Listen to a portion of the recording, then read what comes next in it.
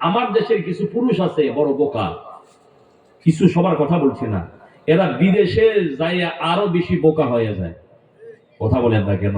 এর একটা কারণও আছে, সেখানে তো একাকিত্বের জীবন, এই জন্য সে স্ত্রীকে সবকিছু মনে করে।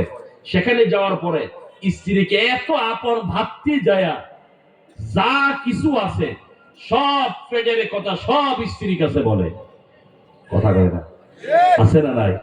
কত টাকা ইনকাম, কত টাকা কি, শুধু এই না, কত পুরুষ এমন আছে স্ত্রীর নামে অ্যাকাউন্ট খুইলা টাকা যা কামায় সব যে পাঠাবে, অ্যাকাউন্ট পর্যন্ত স্ত্রীর নামে খুলে দেওয়া যায়। কথা কয় না? আছে না নাই? এই ব্যাকলে বিদেশ করতে থাকে, বলদার মতো খাটতে থাকে আর স্ত্রীও খুব পাম্পটি দেয়, আর টাকাও সব স্ত্রীর অ্যাকাউন্টে পাঠায়। যত টাকা যত সুখ, স্ত্রী মার্কেটিংও তত বেশি হতে থাকে। আস্তে আস্তে দোকানদারের সম্পর্ক ভালো হতে থাকে। এভাবে মানুষের তার প্রতি আকর্ষণ থাকতে থাকে, কারণ টাকা লুটায়, টাকা দেয়, মানুষও ঘুরে। আস্তে আস্তে এমন একটা অবস্থা হয়, টাকা হচ্ছে শয়তানও তাকে ধরতেছে। এক পর্যায়ে স্বামীকে শুধু পটায় আর পটায়। স্বামীও বলদার মতো বিদেশের ঘাম ধরা টাকা সব স্ত্রী অ্যাকাউন্টে পাঠায়। স্বামী আসতে চায়, স্ত্রী বলে আরো কিছুদিন থাকো। আসতে চায়, বলে আরো কিছুদিন থাকো, কারণ যত বছর থাকবে টাকা অ্যাকাউন্টেও তত বেশি, কথা কয় না, তত বেশি ঢুকবে। এবার আস্তে আস্তে আস্তে আস্তে এমন বোকা সব স্ত্রীর কাছে দেয়, দেখা যায় আসবে 3 মাস আগে স্ত্রী সব নিয়ে উদাও। কথা কয় না? হেতিকের পুরুষ রইল নাকি কাপুরুষ? কথা বলেন। এগুলো পুরুষের পরিচয় না। আপনি পুরুষ, আপনার পুরুষত্ব নিয়ে থাকতে হবে, আপনার বিবেক বুদ্ধি দিয়ে চলতে হবে। নারীর কাছে সব বিক্রি করে দিবেন না। আমি স্ত্রীর কাছে সব বিক্রি করে দিব না।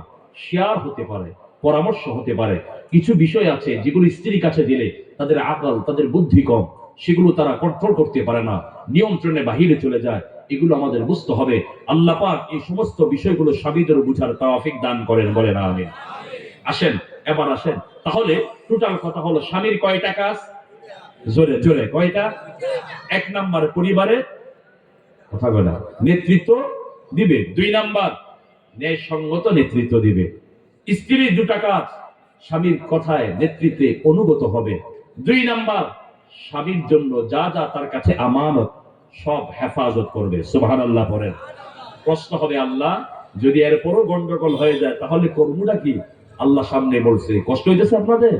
বুঝতেছেন তো আমার কথা? তাহলে শুনেন, আল্লাহ বলেন, واللاتي تخافون نشوزهن فعظوهن واهجروهن في المضاجع واضربوهن فإن أطعنكم فلا تبغوا عليهن سبيلا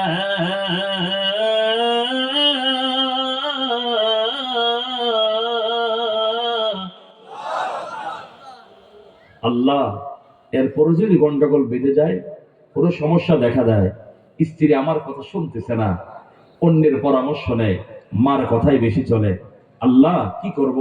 আল্লাহ বলে, তুমি এবার 5টা স্টেপ অবলম্বন করো। কয়টা? জোরে জোরে, আরো জোরে, ভালো করে বুঝবেন। কয়টা? 1 নাম্বার, আমার ভাইয়েরাও বন্ধুরা, আল্লাহ বলেন 1 নাম্বার, যদি দেখো তোমার স্ত্রী অবাধ্য হয়ে যায়, তুমি যদি দেখো আল্লাহি তাখাফুনা নুশুজাহুন্না, তোমার স্ত্রী ঘাড়তেরামি করে, ঘাউরামি করে, তুমি যদি বলো ডানে সে যায় বামে, তুমি যদি বলো দক্ষিণে সে যায় উত্তরে, আল্লাহ বলেন তোমার প্রথম ধাপ হলো এ স্বামী,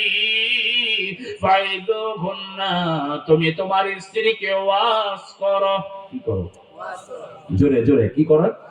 ওয়াজা ইয়াইজু, যে ওয়াজ করছি না, আল্লাহ শব্দ নিয়ে এসেছেন। ফাইজুহুন্না, 1 নাম্বার স্ত্রীকে কি করো? ওয়াজ করো। কি ওয়াজ করবেন? একটা সহজ টেকনিক্যাল একটা ওয়াজ আপনাদের শিখাই দেই।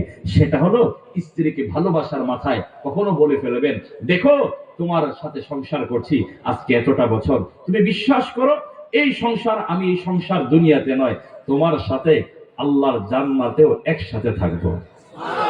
আর একটু আস্তে এখন সুবহানাল্লাহ। জামাই বড় ওয়াজ করতেছি, এদের সাউন্ড এবং রাগ রাগ মনে যায় কেন? তো জোরে কর না সুবহানাল্লাহ। 1 নাম্বার কি করব? জোরে বলেন, ওয়াজ করো। ফাইজুহুন্না, এক নাম্বার ওয়াজ, টেকনিক্যাল ওয়াজ হলো এটাই। দেখো দুনিয়াতে না আমরা একসাথে কোথায় থাকবো? আমার ভাইয়েরা, বন্ধুরা, এবার আসেন আমার দ্বীনের নবী বলেন, উম্মতেরা রে, ও উম্মতেরা, আমি রাসূলুল্লাহ বলে গেলাম কেমনে তোমরা জান্নাতে একসাথে হবে। এমন বহু বান্দা হবে আল্লাহ বলবেন জান্নাতে যাও, কিন্তু তার স্ত্রী পিছনে পড়ে যাবে।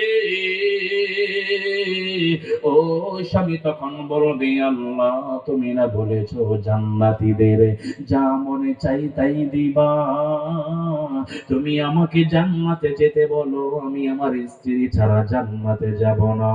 মাবুদ গো, গো আল্লাহ, আমার স্ত্রী আমাকে দাও, আমার স্ত্রীকে নিয়ে আমার জান্নাতে যাব। শুধু তাই নয়, কত মহিলা এমন হবে আরে জান্নাতে যাওয়ার কথা আল্লাহ বলবেন, আবার প্রশ্ন ছড়ে বলবে, আল্লাহ তুমি না বলেছো জান্নাতীরা যা চায় তাই তুমি দিবি, তাহলে আমার স্বামী কই, স্বামীকে নিয়ে জান্নাতে যাব। আমার নবী বলেন, এ উম্মতেরা, হাশরের মাঠে দেখা যাবে স্বামী যদি স্ত্রীকে চায়, স্ত্রী যদি স্বামীকে চায়, আর এরা যদি পিছনে উপরে যায়, আল্লাহ তাআলা ওই জান্নাতি স্বামী স্ত্রীর কথা শুনে আল্লাহ বলবেন, যাও আমি আল্লাহ তোমাদের চাওয়া কবুল করলাম। আল্লাহর হাবিব বলেন, আল্লাহ পাক একসাথে স্বামী স্ত্রীকে আল্লাহর জান্নাতে ঢুকায়া দিবে। ও আমার ভাইয়েরা, ও বন্ধুরা, হযরতে আম্মাজান মা আয়েশা সিদ্দিকা রাদিয়াল্লাহু আনহা বলেন, পৃথিবীর মানুষেরা রে, তোমরা হুরের কথা শুনেছো, আল্লাহ পুরুষদের জন্য হুর দিবে, তবে নারীরা কি অবহেলিত হবে? না না না না, আমার নবী বলেন নারী অবহেলিত নয়, বলে যার যার স্ত্রী জান্নাতে যাবে ওই স্ত্রীকে একজন হুরের চেয়ে আল্লাহ পাক স্ত্রীকে 70 গুণ বেশি সুন্দরী বানিয়ে দিবে। জোরে বলেন না সুবহানাল্লাহ।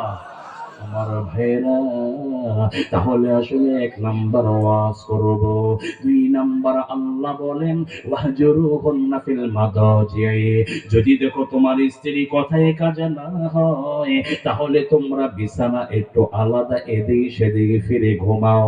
ভালো করে বুঝবেন সময়ের স্বল্পতা, আমি বুঝাতে চাই ও ভাইরা, আল্লাহ বলেন ওয়াহজুরুহুন্না ফিল মাদাজি, বিছানার মধ্যেই পৃথক হবে, বিছানা আলাদা করা যাবে না। একই খাটের ভিতরে তুমি অন্যদিকে ফিরে ঘুমাও, কিন্তু রুম যদি আলাদা করো তাহলে শয়তানে ধরবে। কথা বলেন না কেন? রুম আলাদা করা যাবে না। আল্লাহর ভাষা ফিল মাদাজি, মাদাজি মানে যেখানে আমরা ঘুমাই ওই খাটের মধ্যেই থাকো, রুম কিন্তু ছেড়ে রাগ করে ওই রুমে যাইও না, তাহলে শয়তান কিন্তু তোমাকে ধরে বুঝাবে, দেখ রাগ করে যখন ওই ঘরতে এই ঘরে আইছিস আর যাওয়ার দরকার নেই, এনতেই খালাস করে দে। কথা কেন, কথা কেন বুঝেন না মনে আমার কথা? আরে কোরআন থেকে কথা বলছি। এই জন্য আল্লাহর ভাষ্য হলো ফিল মাদাজি, বিছানা এদিক থাকলে তুমি ওদিক ফিরে ঘুমাও, এদিক ফিরে ঘুমাইলে ওদিক ফিরে ঘুমাও। সুবহানাল্লাহ বলেন। আস্তে আস্তে তার ভিতরে অনুশোচনা হবে, আরে এটা কি একটা জীবন, আল্লাহ তাকে বুঝ দিয়ে দিবে। স্ত্রী যদি মানুষের মতো মানুষ হয়, একটু বুঝ দিলে তোমাকে ধরে মাফ চেয়ে নেবে। তো জোরে বলেন না সুবহানাল্লাহ। এবার আসেন আমার বাবারা, তাহলে এক নাম্বার ওয়াজ, দুই নাম্বার হলো বিছানায় এদিকে সেদিকে ফিরে ঘুমানো, তিন নাম্বার আল্লাহ বলেন ওদরিবুহুন্না। ও দুনিয়ার মানুষেরা, যদি দেখো তোমার স্ত্রী অবাধ্য তাহলে তোমরা ওদরিবুহুন্না, স্ত্রীকে আঘাত করো, মারো। সুবহানাল্লাহ। মনে মনে কইও ঠেডা বুড়াই কেন হুজুর, বহুত ফিরাইছি বউরে, এমন কোরআন থেকে তো দলিল পাই না। হুজুর আজকে যখন দিছেন মনটা ভরে গেছে। এমন কিছু উত্তরার পাগল আছে বউরে ফিটাই মঙ্গর দিয়ে, আছে না নাই? কথা কয় না? আপনাদের গ্রামের ভাষায় আমি বলি আর কি, মঙ্গর দিয়া ফিটাই বউরে, আছে না নাই? ওই ওই মারধরের কথা আল্লাহ বলেন নাই, অদ্রিবুহুন্না, এটা এমন একটা মারের কথা বলেছেন যেটা একটু দিলে তার ইজ্জতে আঘাত আসবে। আহা, কি দরকারটা ঘাড় তেরামির করার? কেন আমার মার খেতে হবে? হতে পারে একটু সামান্য একটা হাতে থাপ্পড় দিলে তার ভিতরে হেদায়েত চলে আসতে পারে, ঠিক কিনা বলেন? ওই যে শুরুতেই বলেছিলাম, নেতৃত্ব নিয়ন্ত্রণের ভিতরে রাখা চায়। ইচ্ছা মতো মারা যাবে না, ইচ্ছা মতো মারা যাবে না। লম্বা ঘটনা, আইয়ুব নবী রাহিমার ঘটনা ছিল, সেদিকে যাচ্ছি না। তবে সোজা কথা যেটা, স্ত্রীকে ইচ্ছা মতো মারধর পিটানি কানাপটি ধরিয়ে ফেলবেন এমনটা নয়, এমন একটা আঘাত দিবেন যেন তার ইজ্জতে আঘাত লাগে, যে আমাকে কেন এই আঘাত খেতে হবে, কেন থাপ্পড় খেতে হবে। এই মহিলা তার সোজাও হয়ে যেতে পারে, ঠিক কিনা বলেন? হুজুর, এতেও তো সোজা হয় না, কি করব? আল্লাহ বলে, বান্দা এখনো বেডি সোজা হয় না? কই না আল্লাহ সোজা হয় না। আল্লাহ বলে, তাহলে এবার কাজ করো, কি করবা? আল্লাহ বলেন, وَإِنْ خِفْتُمْ شِقَاقَ بَيْنِهِمَا فَابْعَثُوا حَكَمًا مِنْ أَهْلِهِ وَحَكَمًا مِنْ أَهْلِهَا إِنْ يُرِيدَا إِصْلَاحًا يُوَفِّقِ الله بينهما إن الله كان عليما خبيرا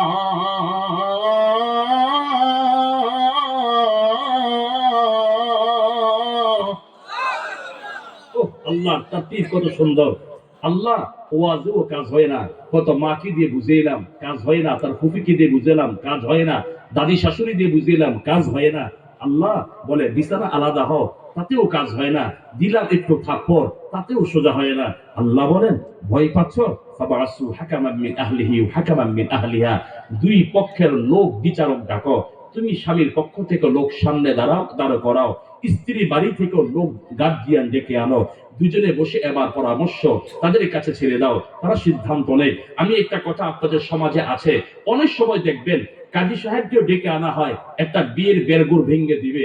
ঘটনাক্রমে কাজী সাহেব যদি ভালো হয়, টাকা পয়সার ধান্দা না করে, সে অনেক সময় বলে থাকে যে দেখেন, একটা সংসার, তার একটা বাচ্চা আছে কিংবা দুটা বাচ্চা আছে, দেখেন একটু বুঝিয়ে শুনিয়ে, আপনারা মুরব্বী মানুষ, দুই পক্ষের লোকই আছেন, একটু বুঝিয়ে শুনিয়ে দেখেন সংসারটা আবার জোড়া লাগানো যায় কিনা।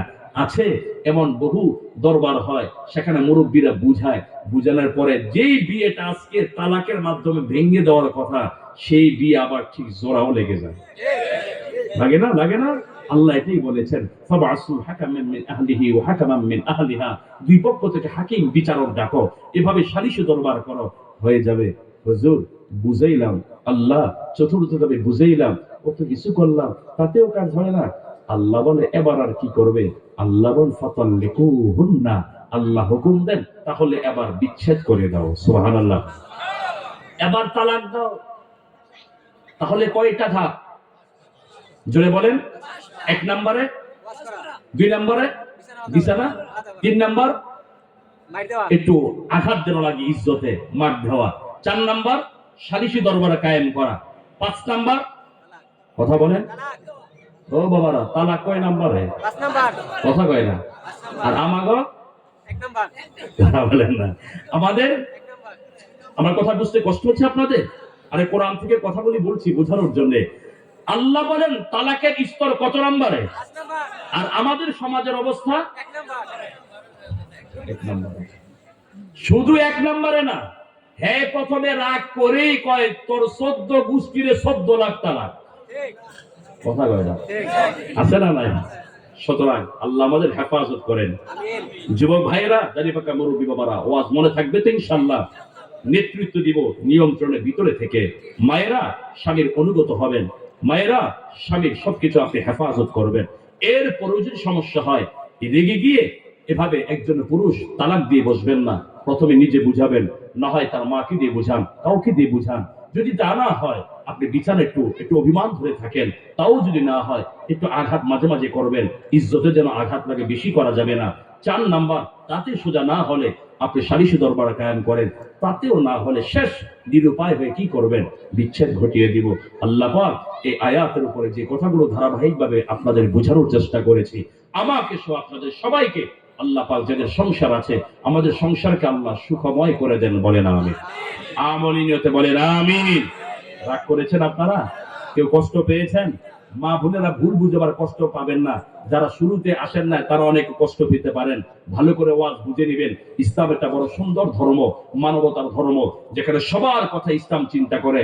স্বামীর কথা যেমন ইসলাম চিন্তা করেছে, স্ত্রীর কথাও ইসলাম চিন্তা করেছে। আল্লাহ পাক যে কথাগুলি আমাকে দিয়ে বলালেন, আমাদের সবাইকে আমল করার তৌফিক আল্লাহ দান করেন, বলেন আমিন। আপনাদের কাছে দোয়া চাই, দোয়া করি। এই মাহফিল আজকে মুক্তারপুর ইউনিয়ন শিক্ষা সেবা পরিষদের উদ্যোগে আল্লাহ পাক এই পরিষদের সদস্যবৃন্দ যারা আছে, আল্লাহ সবাইকে শিক্ষার জন্য, দ্বীনের জন্য আল্লাহ কবুল করেন, বলেন আমিন। আমলে নিয়ত বলেন আমিন। দোয়া চাই, এখানে শেষ করছি। ওয়া আখিরি দাওয়ানা আনিল হামদুলিল্লাহি রাব্বিল আলামিন। আসসালামু আলাইকুম ওয়া রাহমাতুল্লাহি ওয়া বারাকাতুহু।